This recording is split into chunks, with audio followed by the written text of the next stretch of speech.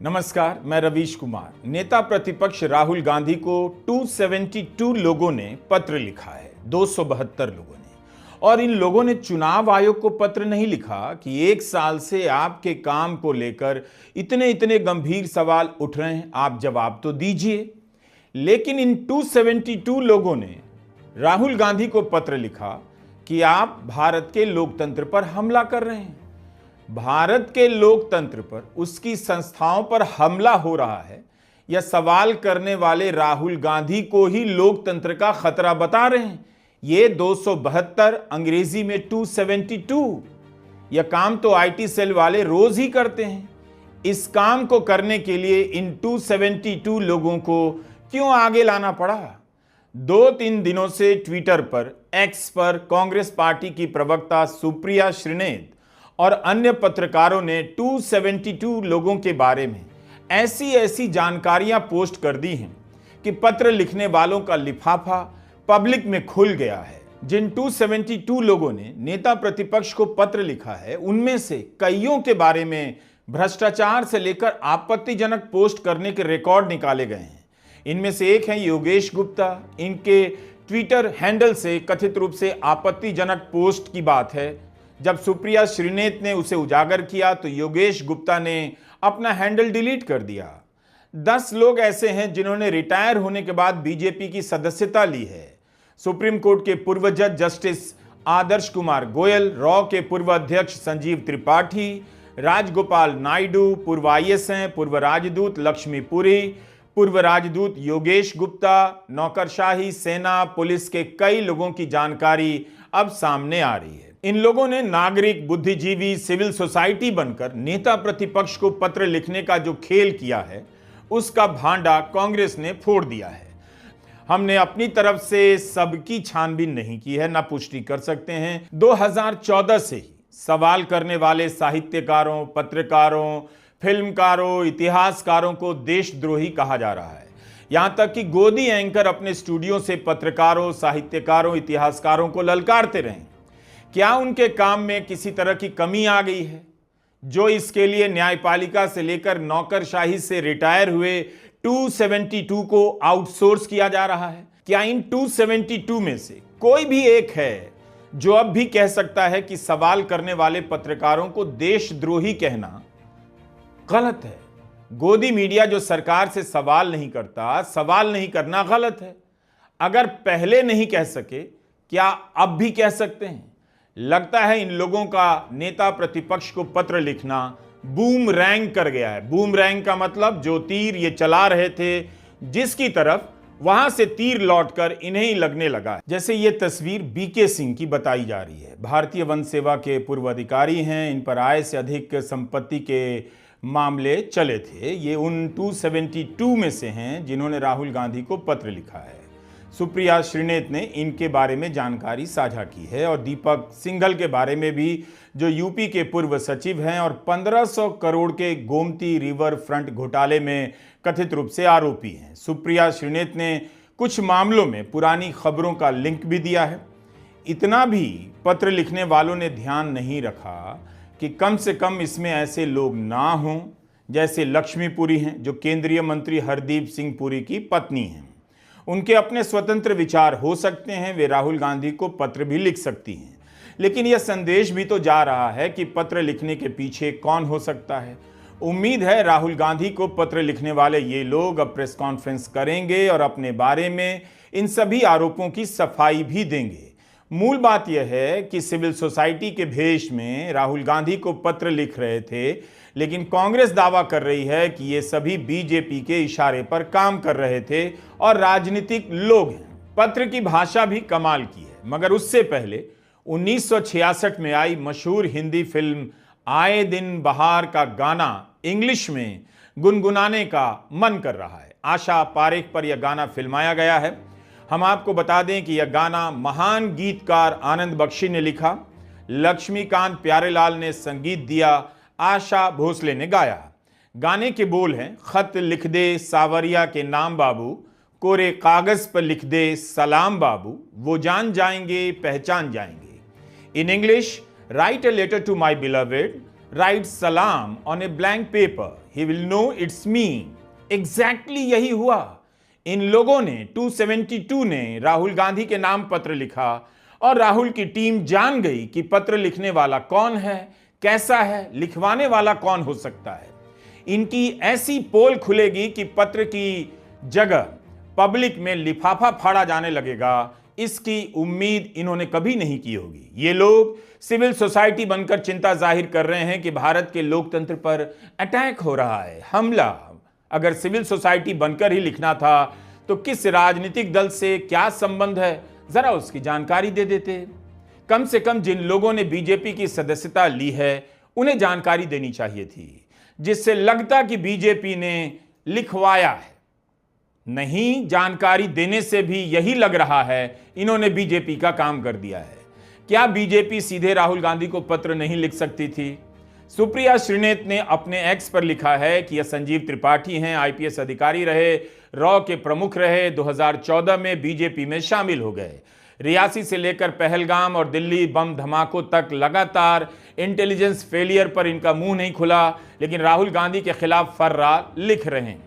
Intelligence failure को लेकर इतने सवाल उठे, क्या संजीव त्रिपाठी ने कभी सरकार को पत्र लिखा, पूछा सरकार से? उन्हें प्रेस कॉन्फ्रेंस करनी चाहिए और सुप्रिया श्रीनेत के सवालों का जवाब देना चाहिए। इस पत्र में लिखा है कि लोकतंत्र पर जो हमला हो रहा है वह बल प्रयोग से नहीं हो रहा है, जहरीले नारों से हो रहा है। इतने परेशान हैं नारों से। यह राहुल गांधी से इस बात को लेकर भी दुखी हैं कि कुछ नेता विकल्प नहीं सुझा रहे हैं, बल्कि एक नाटकीय रणनीति का इस्तेमाल कर भड़काऊ आरोप लगा रहे हैं। यह सब लिखा है। राहुल गांधी ने विकल्प तो सुझाए हैं, चुनाव आयोग से दस्तावेज मांगे हैं, कहा है कि पोलिंग बूथ का वीडियो दे दीजिए, और नहीं देने के लिए मोदी सरकार से नियम बदलवाए गए। चुनाव आयुक्तों को मुकदमों से बचाने के लिए कानून लाया गया। इसका विकल्प क्या हो सकता है? इसका विकल्प तो यही हो सकता है कि आयुक्तों को मुकदमों से बचाने का कानून वापस ले लिया जाए और विपक्ष को भी मतदाता सूची से लेकर जिस रूप में मांगी जा रही है पोलिंग बूथ का वीडियो फुटेज दे दिया जाए। राहुल गांधी ने अपनी प्रेस कॉन्फ्रेंस में यह सब विकल्प बताए हैं। लगता है पत्र लिखने में इतने बिजी थे ये 272 कि इन्होंने प्रेस कॉन्फ्रेंस में राहुल की बात ठीक से सुनी नहीं। तो हम सिर्फ एक बात कह रहे हैं कि इलेक्शन कमीशन को बहाने नहीं बनाने चाहिए। इलेक्ट्रॉनिक वोटर लिस्ट हमारे हवाले कर देनी चाहिए, सीसीटीवी फुटेज हमें दे देना चाहिए। अगस्त के महीने से राहुल गांधी चुनाव आयोग से सवाल पूछ रहे हैं। 4 महीने के बाद 272 को ध्यान आया कि राहुल गांधी को पत्र लिखना चाहिए। कम से कम इतनी मेहनत तो कर लेते कि अपने पत्र में राहुल से उनके दावों को लेकर कुछ सवाल ही कर लेते।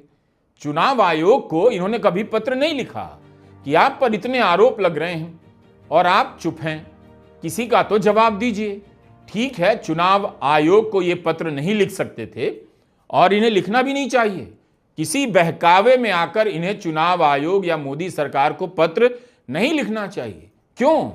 अगर ये लिखेंगे तो इनके बारे में जितनी मेहनत सुप्रिया श्रीनेत ने की है उससे बहुत कम मेहनत में सरकार इनके बारे में, आईटी सेल इनके बारे में ज्यादा जानकारी निकालकर देश के सामने रख देगी। जैसे एके मुनप्पा पूर्व आईएएस हैं, 272 में हैं। इन्हें 2003 में कर्नाटक सरकार ने सस्पेंड कर दिया क्योंकि इन पर कथित रूप से कर्नाटक लोक सेवा आयोग की परीक्षा में धांधली का आरोप लगा। जांच भी हुई। ताजा जानकारी हमारे पास नहीं है, लेकिन क्या ऐसे ही लोग मिले राहुल गांधी को पत्र लिखवाने के लिए सिविल सोसाइटी बनकर? 2022 में डेक्कन हेरल्ड एक अखबार है, इसमें रिपोर्ट छपी है कि कर्नाटक के कितने अफसरों के खिलाफ जांच के मामले लंबित हैं। इसी रिपोर्ट में कर्नाटक के 81 नौकरशाहों के खिलाफ चल रहे मामलों का ब्यौरा है। इसमें सबसे पुराना केस एके मुनप्पा का बताया गया। उन पर आरोप लगा कि 1998 की गेजेटेड प्रोबेशनर्स रिक्रूटमेंट में गड़बड़ी की। 2004 में इनके खिलाफ अनुशासनात्मक कार्रवाई होने की खबर है। इस मामले में अभी क्या स्थिति है हम नहीं बता सकते। कई लोग हैं जिन पर नाना प्रकार के घोटाले और भ्रष्टाचार के मामलों में आरोप लगे हैं। जैसे कोई एलवी सुब्रमण्यम साहब हैं, पूर्व आईएएस अधिकारी हैं। इन पर हैदराबाद के 535 एकड़ जमीन की डील को लेकर आरोप लगा। सीबीआई ने मामले की जांच की। 2012 में इन्होंने सीबीआई से कहा इनके खिलाफ चल रहे मामले रद्द कर दिए जाएं, मगर कोर्ट ने इनकी याचिका खारिज कर दी। 2018 में इनके खिलाफ सारे मामले रद्द हो गए। कई अखबारों में इसकी खबर छपी है कि इसका कोई कारण नहीं बताया गया कि मामला क्यों खत्म हुआ। 272 लोगों ने अपने पत्र में लिखा है कि नेता प्रतिपक्ष लगातार चुनाव आयोग पर हमला कर रहे हैं। उन्होंने आरोप लगाया है कि उनके पास वोट चोरी में चुनाव आयोग की संलिप्तता का 100% प्रूफ है। वे धमकी दे रहे हैं कि उनके पास जो एटम बम है उसके फटने के बाद आयोग को छिपने की जगह नहीं मिलेगी। उन्होंने आयोग के उन कर्मचारियों को धमकी भी दी है कि जो भी इस काम में शामिल है उसे छोड़ेंगे नहीं, रिटायर होने के बाद भी उन्हें ढूंढ निकालेंगे। उनके अनुसार आयोग देश विरोधी काम कर रहा है। एक तो राहुल गांधी अभी देश के प्रधानमंत्री नहीं हैं, इसलिए जो रिटायर हो चुके हैं, जिन्होंने कथित रूप से गलत काम किए हैं या नहीं किए हैं, उन्हें भी पता है कि राहुल गांधी उनका कुछ नहीं बिगाड़ सकते।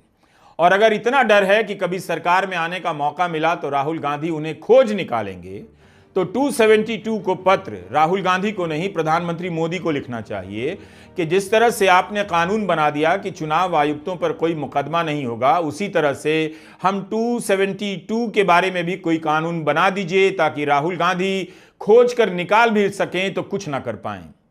राहुल गांधी के भाषण में इन्हें भड़काऊ क्यों लगा? क्या था? क्या रिटायर अधिकारियों के खिलाफ कार्रवाई की बात करना लोकतंत्र पर हमला माना जाएगा? सुप्रिया श्रीनेत ने एक रिटायर आईपीएस अधिकारी राम नारायण सिंह के बारे में लिखा है कि इनके यहां छापेमारी हुई। ये यूपी के डीजीपी पद से रिटायर हुए। इनके घर से आयकर छापे के दौरान 3 करोड़ से ज्यादा कैश बरामद हुआ।